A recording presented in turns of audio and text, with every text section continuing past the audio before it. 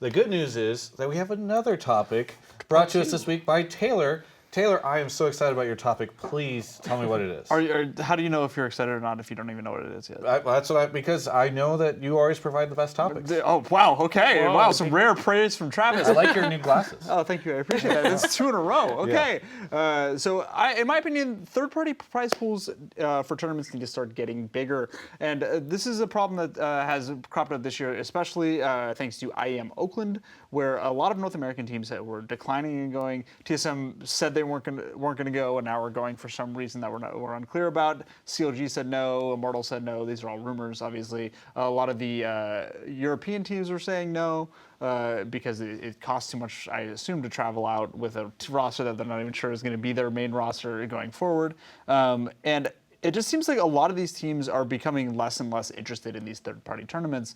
And this might be specifically a League of Legends problem because the money is so big elsewhere.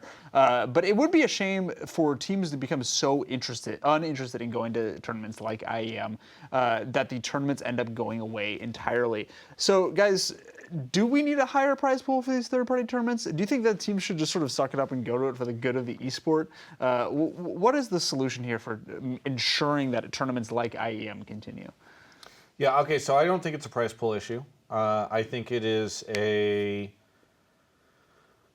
just the timing that is pretty rough, and I think as less competitive teams, or as the more competitive teams pull out, it gives less incentive for other competitive teams to stick around. Mm-hmm. I think that IEM would have benefited from finding a very untraditional format to make this tournament, and I think they would have found more success from that. Maybe literally make it something where, just off the top of my head, something where it's very obvious that it's a system that's meant for the top teams to try a different talent and try different rosters.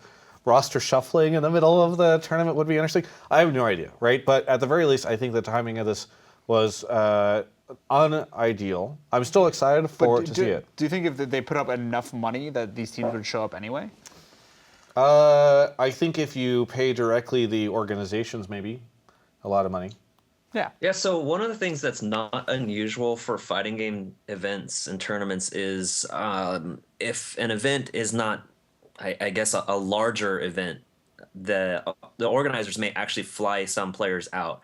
I always kind of, I don't know, I hesitate to say that it's strictly a prize pool issue because for years we've seen FGC's poverty and we've seen players going to various events regardless of how much they can earn if they win a tournament.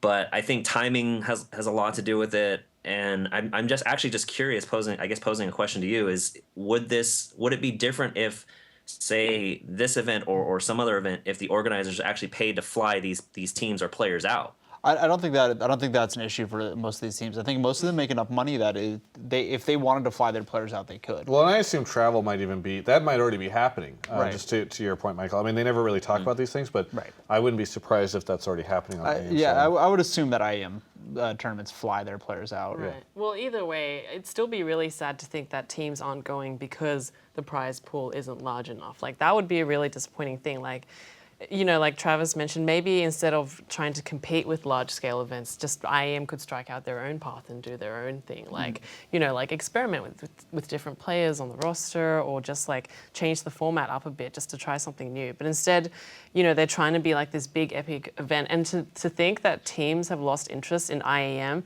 that's really sad. Because like, it's IEM. IEM was like the OG of esports tournaments. Yeah. Like, this is where a lot of stuff happened. Isn't this, I'm trying to remember, and I should know this, admittedly, I'm coming back from vacation, maybe this is why I'm so slow, but I believe this is happening right around the time that that contracts run out in North America. It would be hilarious if they put on a tournament where it's like, we're inviting anyone who's not signed to a team to come form your own teams. They do like a dodgeball style draft of players. And then like you have these suddenly weird teams that are all existing and can only exist right now because there are players that aren't under contracts or something, and maybe it's even like a mini scouting grounds for, I don't know, other stuff. But yes, I think that a lot of this is you have to flex and change it. I mean, I know that the topic is around prize pool, but it's hard for me to even think that it's too much prize pool. I guess to your point, though, if this was like $1 million tournament, Yeah. people would probably show up. I mean, like if the first place team is getting, $500,000 for winning this thing, Yeah. then yeah, I mean, I think Fnatic shows up to that. You know, Yeah. You can't make the prize pool too big because then you run into the problem that Dota has, which is like, teams will come up, win like all this money, and then like the players will retire Yeah, because they don't exactly. need to play for the rest of the year. There's no point. I mean, like, So- this isn't international money. I mean, Right. the winning team isn't making $13 million or whatever they made this year. Right. So you think a prize pool should be like less than that, but more than what it currently is? Yeah. So Or- what do you guys think is an appropriate prize pool for that? I mean, like, because right now it's what? How much will you hate me if I just say the prize pool is appropriate right now? There are just other levers that they need to pull in order to make this thing work, and they're Well, not that is pulling not them. the answer to my question, Travis. I think we've solved it. Actually, I think, think we we can. have the solution? Do you think we should send a bill More to than ESL? $7,000, which is what the first place player took from Red Bull Battlegrounds 2 weekends ago.